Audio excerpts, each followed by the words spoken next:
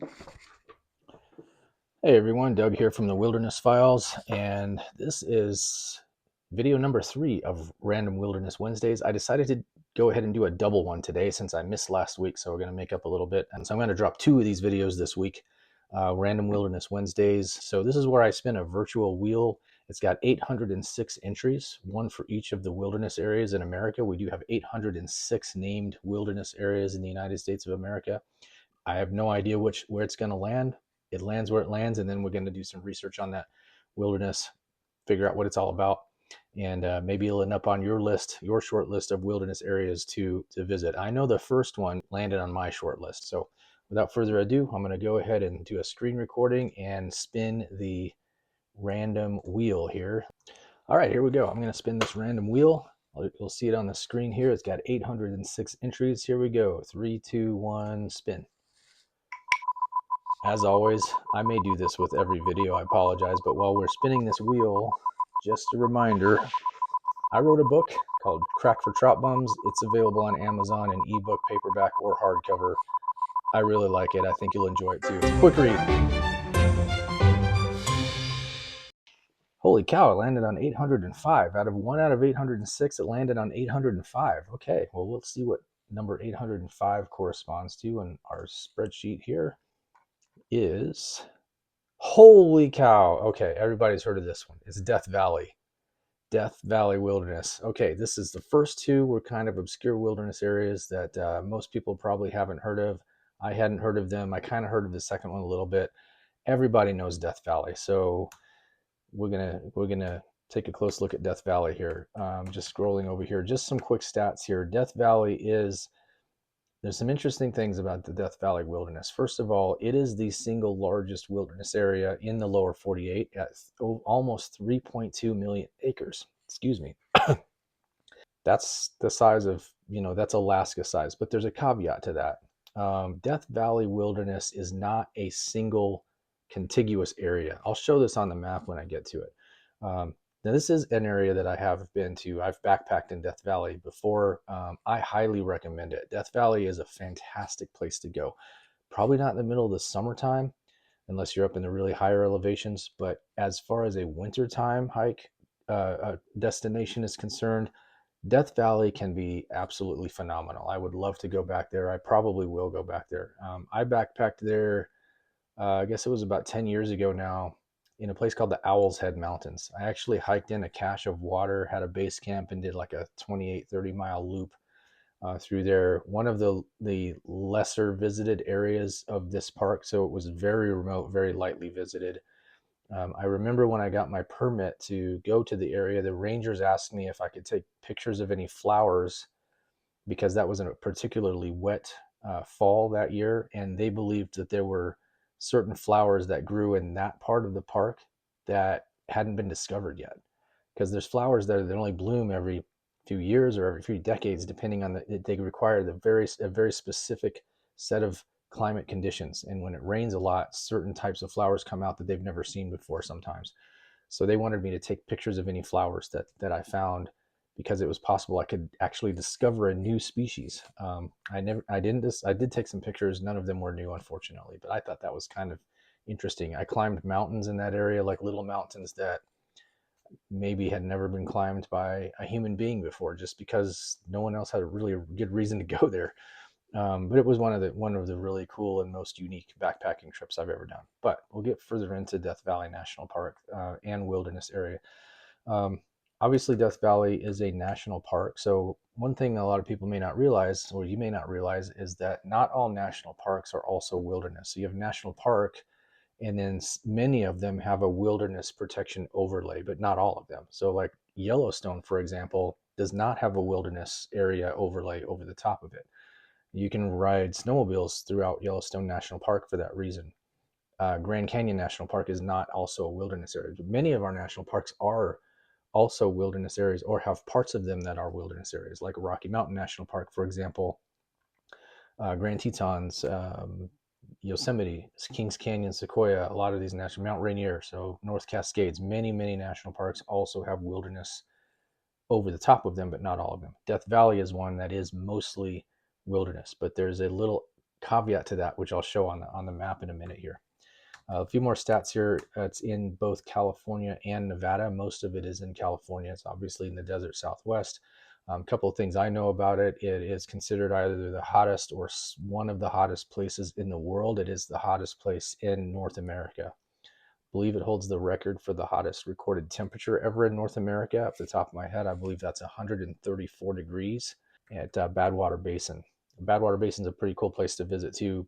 Probably not in the summertime, but if you're there during the off season, you can get out. It's below sea level. It's on like a salt flat. It's pretty neat.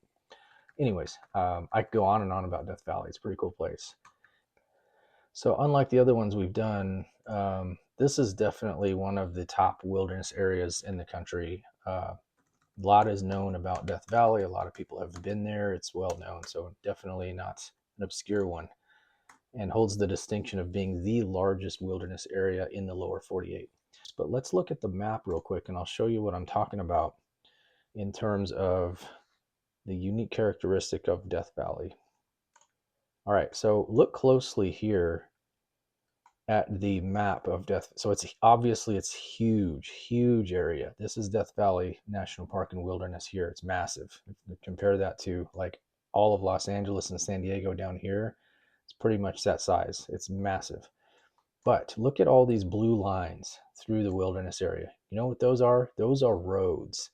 Now they're dirt roads, so they're not heavily traveled. They're kind of backcountry roads, but they're roads that you can drive on. So when we say Death Valley is 3.2 million acres, it's a little bit misleading, because what it is, it's kind of like a broken window pane of different sections of wilderness that is intersected by roads.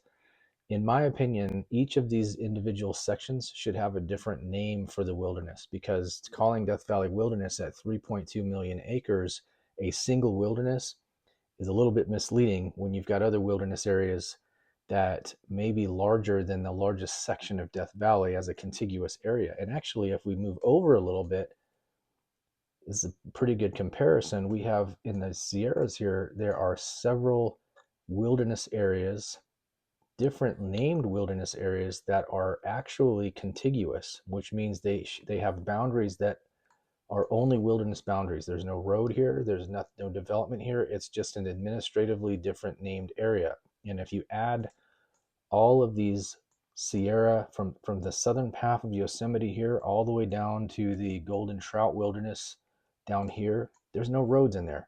This could be named all one wilderness area, which would be a larger contiguous uninterrupted wilderness than the largest section of the Death Valley Wilderness. So we look at that, we can kind of start to figure out, okay, there's a little bit of nuance here when it comes to how we designate wilderness, how we name it, and what it represents. You can also, though, see some of these adjacent wildernesses to Death Valley, the Inyo Mountains up here, Sylvania Mountains up there, but you can also see there's also roads between them as well, so they're not really contiguous. If I take a close look here, just kind of estimating, it looks like the biggest single section might be here in the middle, but I'm counting at least like 1, 2, 3, 4, 5, 6, 7, 8, 9, 10, 11, 12, 13, 14, 15, 16, 17, 18, 19, 20, 21, 22, 23, 24, 25. There's got to be at least 30 or 40 different pieces of wilderness bisected by various roads in Death Valley. So that's a little bit of a unique characteristic of Death Valley National Park. I'm really curious if I do an inquiry, an AI inquiry on Death Valley, and see if it can separate out the different sections of Death Valley. This is Google Gemini. Let's see what it comes up with here.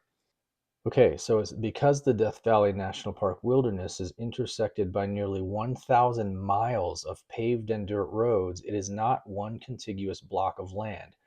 Instead, it is divided into at least 35, I estimated 40, at least 35 non-contiguous sections. While the National Park Service does not always publish an itemized list of every individual segment's acreage in its general literature, the total wilderness area and its breakdown are as follows. All right, so here's the breakdown here. Total wilderness designation of Death Valley Wilderness, 3,190,455 acres, the largest in the lower 48 by total acreage, but it's not contiguous. Here we go. The shattered windshield effect. This is actually the way I looked at it. It's like a shattered pane of glass. It says geographers often describe the map of Death Valley's wilderness as a shattered windshield because the legal wilderness boundaries stop at the edges of the road corridors. Contiguity, unlike the Frank Church River of No Return wilderness in Idaho, which is a single block, which is the second largest in the lower 48, but consists of one massive contiguous block, Death Valley holds the number one spot only when all 35 plus non-contiguous sections are totaled together. Would you like me to find a map or more detailed list of the specific names of these 35 wilderness segments? Yeah, let's go ahead and do that. Gemini. I'm kind of partial to Gemini, not ChatGPT or others. Works pretty good. Let's see. So we got the Panamint Range section. This is one contiguous section, is 800,000 plus acres. So that by itself would actually be one of the largest wilderness areas in the lower 48 if only that section had its own name. It's over 800,000 acres. That puts it on par with like the Bob Marshall Wilderness or the Olympic Mountains Wilderness. So that would by itself be one of the largest. Amargosa Range section, 500,000 plus acres, includes the Funeral and Black Mountains. Saline Valley Eureka section, 400,000 plus acres, the remote northwestern portion of the park. Cottonwood Mountains, 350,000 plus acres north of Highway 90. Okay, so then the next one drops all the way down to 45,000 acres. So what you have is there are four really big sections: 350,000 acres, 400,000 acres, 500,000 acres, and 800,000 acres. And then there's about 30 much smaller sections because it drops all the way down to 45,000, the Nevada section, and then Bowling Alley Addition, 29,000 acres, Ibex Hills, 23,000, so on and so forth. Okay, let's go back to the description from wilderness.net because we're going to spend a little bit more time on Death Valley because it really is one of the icons of our wilderness preservation system. I don't mean to disparage Death Valley as a quality wilderness area. I just think it's important to understand that there's a caveat to saying it's the largest wilderness area in the lower 48. It's not the largest contiguous area, which Gemini was correct, is actually the Frank Church River of No Return wilderness in Idaho, which is 2.2 million acres of contiguous land. And then there are the Sierra complex of contiguous wilderness is also about the same size as the Frank Church River of No Return, where you have about seven or eight different wilderness areas there that is a contiguous block of wilderness land. They just have different names. And if you add all those together, it would be about the same size as the Frank Church, I believe about 2.2 million acres. Yellowstone National Park, by the way, also happens to be about 2.2 million acres, but it's not designated wilderness. And it also has quite a few roads going through it. But there's a lot of big backcountry in Yellowstone National Park that is of wilderness quality that isn't designated wilderness. It's a lot of nuance there about wilderness. Let's see what it says. Death Valley Wilderness is bordered, blah, blah, blah. Okay, Death Valley National Park is the hottest, driest, and lowest place in North America. Record temperature of 134 degrees in 1913, not 1930s. It is the largest national park outside of Alaska, with 91% of it designated as wilderness. So even though it's the shattered windshield effect, 91% of Death Valley National Park is designated as wilderness. The largest named wilderness in the lower 48 states. Annual rainfall is less than 2 inches, not surprising there. Summer temperatures often exceed 116 degrees, making winter and spring the best times to visit. Like I said, I was there in winter. Actually, it was over New Year's Eve, New Year's Day. Fantastic. 70 degrees during the day, a little chilly at night, but it was great. Striking contrasts in beauty. Telescope Peak rises to 11,049 feet, often snow-covered in winter, while nearby Badwater Basin lies nearly 300 feet below sea level. Huge relief change there. Landscape includes sand dunes, colorful cliffs, desert springs like the bowling alley, and rock formations glowing at dawn and dusk. Over 1,000 plant species grow here. It's crazy, over 1,000 plant species in such a desert like that. Hiking is allowed throughout the wilderness, limited only by your preparation and water supply. That's the big thing, is water supply. Dispersed camping is allowed in most of the wilderness with a free permit from any visitor center. So you go and you have to get a permit because it's in the national park, but they're free. They're not restricted. There's no lottery system or anything like that. It's really wide open. So one thing that is kind of cool about Death Valley, though, this road network, is it gives you access to all this huge area. So if you've got a road that can, or if you've got a vehicle that can go back there, get some extra gas or whatever, it's 1,000 miles of roads. Most of them are dirt through Death Valley. There's lots of exploration you can be done that can be done by road. You can park just about anywhere and head off into the wilderness. It's really, the opportunities are really limitless there. It really is one of the most remarkable places, not just in the United States, but on planet Earth. I mean, if you have a chance to visit Death Valley, you got it. Yeah, I highly recommend it. If you go in the summer, just be prepared for the heat, obviously. But yeah, there's no other place in America for sure. Probably no other place in the world quite like Death Valley. Yeah, makes me want to go back there. I'm considering going back to Death Valley this year, actually, but I've already been there, so I like to go to new places also. So we'll see. Yeah, so we happened to land on this one on one of the icons of the American wilderness system, Death Valley, after two other wilderness areas that weren't as well known. So this is kind of the fun of doing this exercise, these random wilderness videos, is you don't know what we're going to land on. This time we just happened to land on Death Valley, which is one of the big ones. So pretty neat.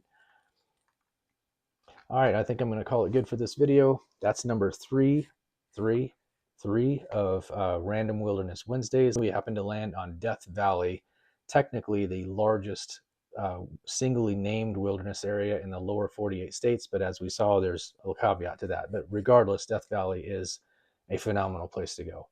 Um, I highly recommend it. I've been there myself and definitely would like to go back and do some more hiking, backpacking in Death Valley. I probably will.